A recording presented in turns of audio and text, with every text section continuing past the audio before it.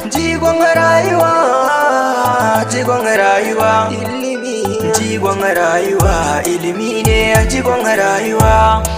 Ilimi kyauta, ilimi kyauta, ilimi kyauta. Yan uwa mu je makaranta. Ilimi kyauta, yan uwa mu je makaranta. Jigon rayuwa, ilimi ne jigon rayuwa. Rike shi fa yan uwa ya zama mana riba duniya. Wani dai rayuwa babu daɗi sai ku ji yan uwa. Rashin ilimi a yau ya saka ni cikin wata damuwa.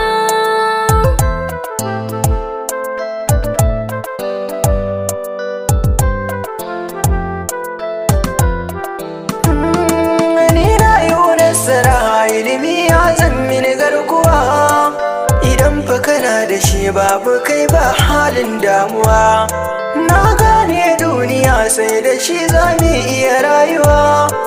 Ya saka a walwala ka zamo jin daɗin duniya.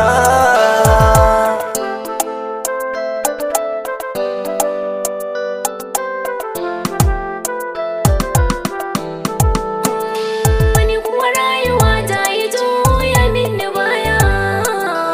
Shaye-shaye ya saka ni ce nake ta zarya.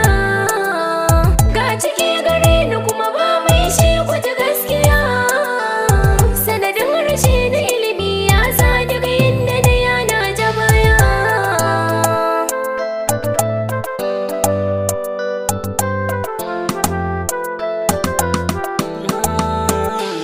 Na ji zantukan ku ni dai ilimi ya yi min rana. Sanadin saga shi yau duka inda nan nufa na ta sona. Ni uwa uba sun min abinda a ko'ina zannona. Ilimi suka rike shi suka ɗaura ni a bisa hanya.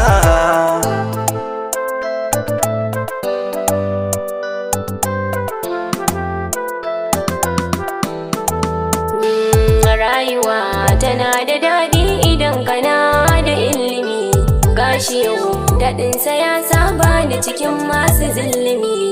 Wani nazari da kyau da tambihi waɗansu ke kiran malami. Ga sha yau duk abin da za a yi sai an kira ni za a yi.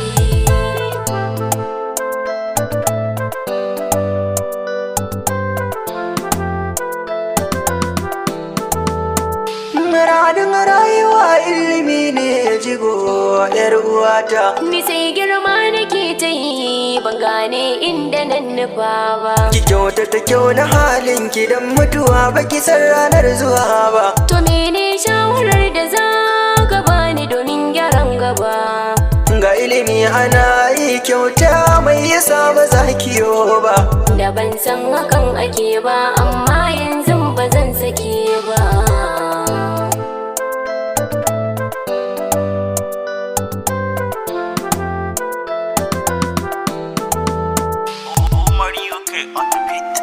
Ilimi kyauta, ilimi kyauta, ilimi kyauta.